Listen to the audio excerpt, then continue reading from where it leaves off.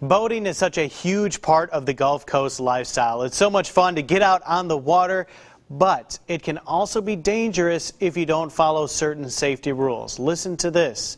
101 people died in boating accidents along the Gulf Coast last year. The Coast Guard wants to make that number as low as possible, and that's why Larry Jensen and Chad Jackson are here this morning to tell us about National Safe Boating Week. Guys, thanks for being on the show. Thanks for having us. Joe. Such an important topic to talk about. So tell us a little bit about National Safe Boating Week. Well, Joe, it started in 1948. Congress passed this resolution, and each year it's signed by the president. This particular weekend is always just before Memorial Day, which is kind of the big start of the boating season. Right.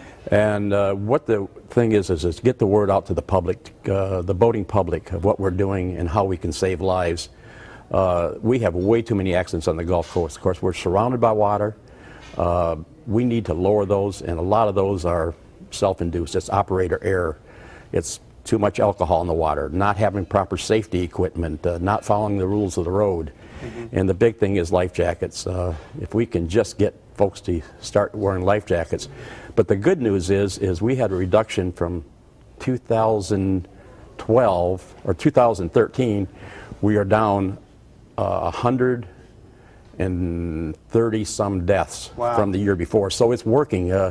Through y'all, Channel 10, letting us get the word out, other sources, we go to schools, civic groups and talk about this, so we think it's working. The numbers are starting to go, and a good number is that we generally was around 79 to 80% of those who drowned did not have on life jackets. Wow.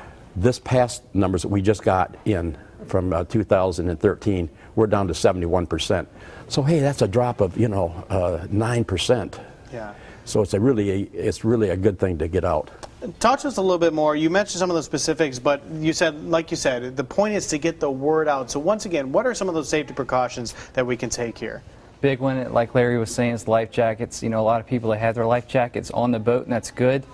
But if you're in an aircraft emergency, it's good to have the parachute, but you'd want to have it on. So the best place for a life jacket is on your body.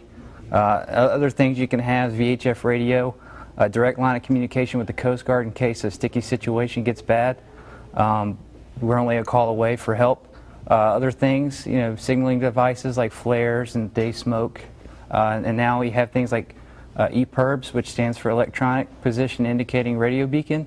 I know it's a mouthful, but it'll send a signal out and the help will be on the way. Sure. And guys, we're just scratching the surface here, but if you want to learn more, you've got a kickoff event to this coming up this weekend. Can you tell us what's going on there, real briefly? We do. We have a thing over at the West Marine on Airport Boulevard, and we're going to be there from 10 till probably 2.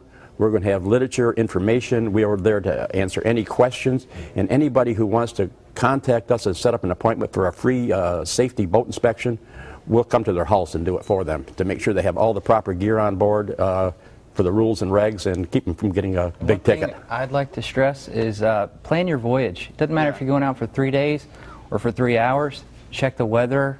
And file a float plan with your friend with all the information. Well, listen, and there's much more information to share, so you got to come on Saturday to West Marine, and there's more information online.